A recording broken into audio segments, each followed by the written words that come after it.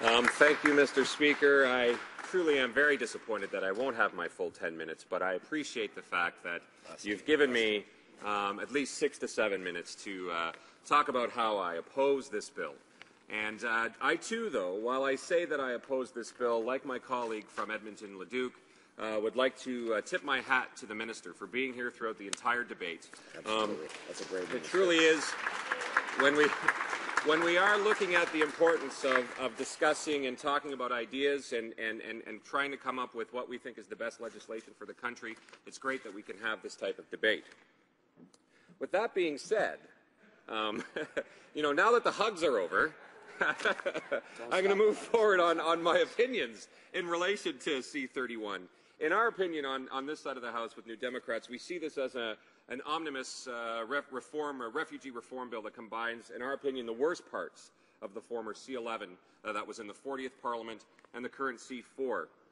What we see these three main purposes are to repeal most of the compromises from the former bill C-11, the Balanced Refugee Reform Act that received all-party support and royal assent in June of 2010, Mr. Speaker. It reintroduces Bill C-4, the Human Smuggling Bill, and introduces the collection of biometrics for temporary residents. And the naming of safe countries and the restriction of refugee rights, concentrating the power to determine safe countries in the hands of the minister. Under the former C-11, this was to be done by a panel of experts, including human rights experts, Mr. Speaker. And while we all can agree that we did our hug with the minister before, we want to ensure that there's human rights experts and that there's a panel involved in this process, because you know what, Mr. Speaker, we're all aware nobody's perfect. And if we can ensure that there's groups in place, panels in place, human rights experts there to ensure that immigrants coming can see that we just don't leave it in the power of one person. Refugee claimants from safe countries face extremely short timelines before hearings, Mr. Speaker, 15 days, I believe, and have no access to the new appeal division, have no automatic stay of removal when filing for a judicial review, and cannot apply for a work permit for 180 days. It also limits access and shortens timelines to file and submit a pre-removal risk assessment application and evidence, Mr. Speaker.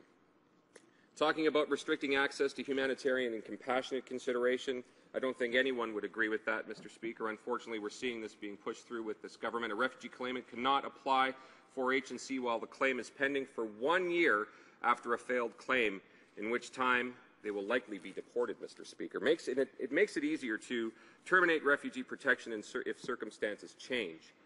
This may apply to any legitimate refugee who has not yet become a citizen, potentially affecting tens of thousands of permanent residents.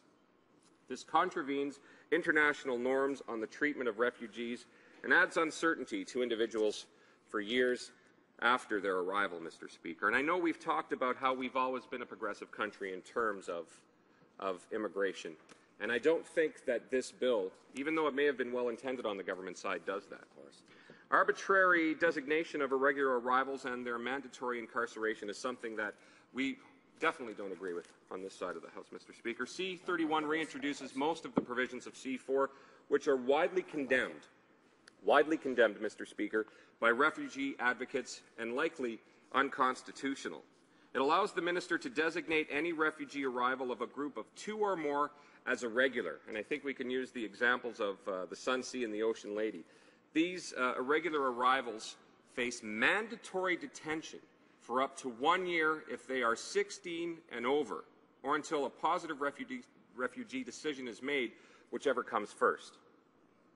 Cannot apply for permanent residency for 5 years. Cannot sponsor their family for 5 years. Have no access to the new Refugee Appeal Division.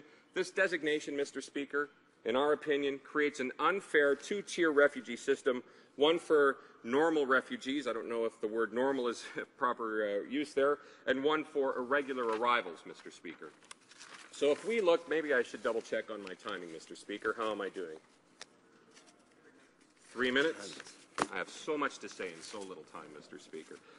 Looking at the background of this, the former C-11, the Balanced Refugee Reform Act, was supported by all parties in the last Parliament.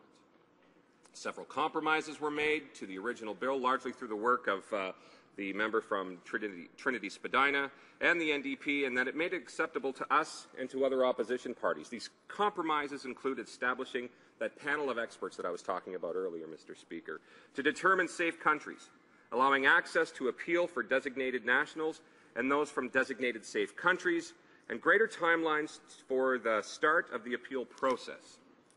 C-31, unfortunately, Mr. Speaker, repeals almost all of these compromises. So, Mr. Speaker, what would we like to see from an immigration bill, specifically something like C-31? We don't think the Conservatives have been effective at gaining support for this legislation, as they did in the past by promoting fear and talking about the threat of refugees. I don't think talking about anti-immigrant and anti-refugee rhetoric, such as bogus claimants, queue jumpers, and criminal elements, do anything to help any of the immigrants that are coming over to Canada. However, civil society is, I think, solidly against these changes to refugee reform. Experience in other countries, I think we can use Australia as an example, show that measures such as these do not have a deterrent effect. You know, these measures target and punish legitimate refugees, Mr. Speaker. Refugees should not be subject to political maneuvering, but should be given fair and compassionate treatment. All those who seek protection should be given equal rights, with equal rights to appeal. No country is free from persecution, Mr. Speaker. This is especially true with women, gays and lesbians fleeing violence and persecution. I think I have to start summarizing, Mr. Speaker, so I'll do so. You know, refugees have the right to a fair hearing, and the right to appeal is critical for vulnerable claimants at the mercy of inconsistent and often arbitrary immigrant and refugee board.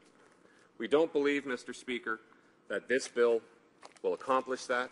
I'm sure I'll have a few minutes another day to continue on, but with that, Mr. Speaker, I do wish everyone a very happy St. Patrick's Day tomorrow, and everyone have a great constituency week. Thank you, Mr. Speaker.